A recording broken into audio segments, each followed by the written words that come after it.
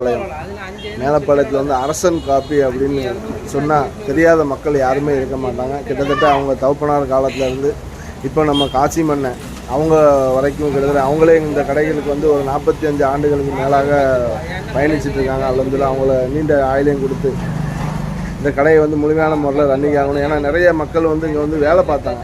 கிட்டத்தட்ட ஒரு 8 பேருக்கு மேலே அங்கே வந்து வேலை பார்த்துட்டு இருந்தாங்க. இப்போமெல்லாம் பார்த்தீங்கன்னா அந்த காப்பி தூள் அப்படின்னா ஏன்னா இது வந்து அவங்களோட சொந்த தயாரிப்பு, அவங்களோட சொந்த தயாரிப்புலேயே வந்து எல்லாமே நடக்கக்கூடிய ஒரு விஷயம் இல்லை. ஆனால் இப்போ வந்து பார்த்திங்கன்னா அந்த சொந்த தயாரிப்புங்கிறது வந்து ரொம்ப குறைவாயிருச்சு. வேலைகளுக்கெல்லாம் இப்போ வந்து ஆட்களே வந்து கிடையாது. என்ன அப்படின்னா கார்ப்பரேட் அவங்க வந்து ரெடிமேடாகவே அப்படி என்ன பண்ணுறாங்க, வாங்கிட்டு மக்கள் வந்து உடனே காப்பியை போட்டுட்டு அப்படியே போகக்கூடிய நிலைமையில் வந்து ஆயிடுது. இதெல்லாம் வந்து அவங்களோட தயாரிப்பு ஓன் தயாரிப்பாகவே நீண்ட நாட்களாக வந்து அவங்க வந்து பயணம் பண்ணிகிட்ருக்காங்க.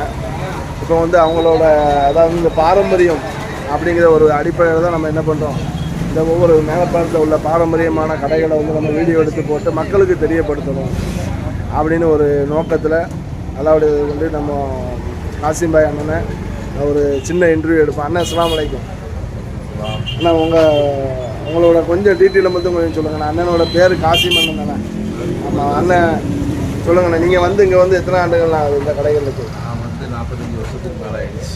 45 வருஷத்துக்கு மேலே 1961 எங்கள் தகப்பனார் ஆரம்பித்தாங்க அந்த கடையை. 1977 வரைக்கும் அவங்க நடத்திட்டு இருந்தாங்க. அதுக்கப்புறம் அவங்களுக்கு கொஞ்சம் உடல்நல குறைவானதுனால நான் வந்து அதுக்கப்புறம் அவங்களுடைய தொழிலை அப்படியே எடுத்து இன்னைக்கு வரைக்கும் அந்த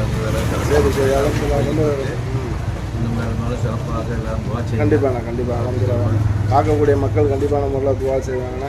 இப்போ இந்த தொழில் வந்து எப்படின்னா இருக்குது, தொழில் வந்து மக்கள் முன்னால் நிறைய இதை வாங்கி உபயோகப்படுத்துனாங்க.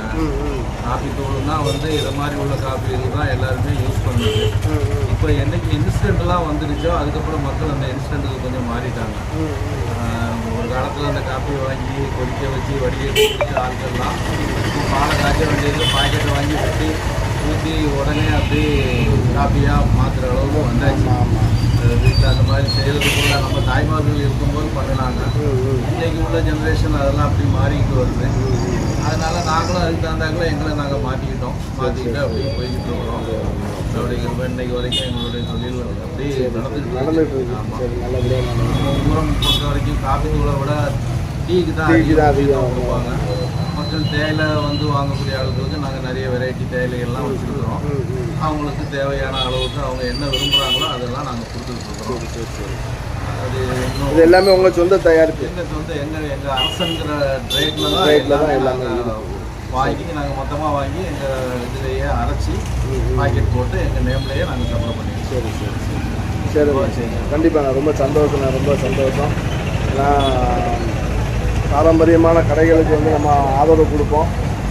கார்ப்பரேட்னால வந்து என்ன ஆயிடுது, மொத்தமே வந்து சிறு வியாபாரிகள் அத்தனை பேருமே வந்து முடக்கப்படுறாங்க. இதுதாங்க உண்மையான ஒரு விஷயம். ரொம்ப நன்றி. அஸ்ஸலாமு அலைக்கும்.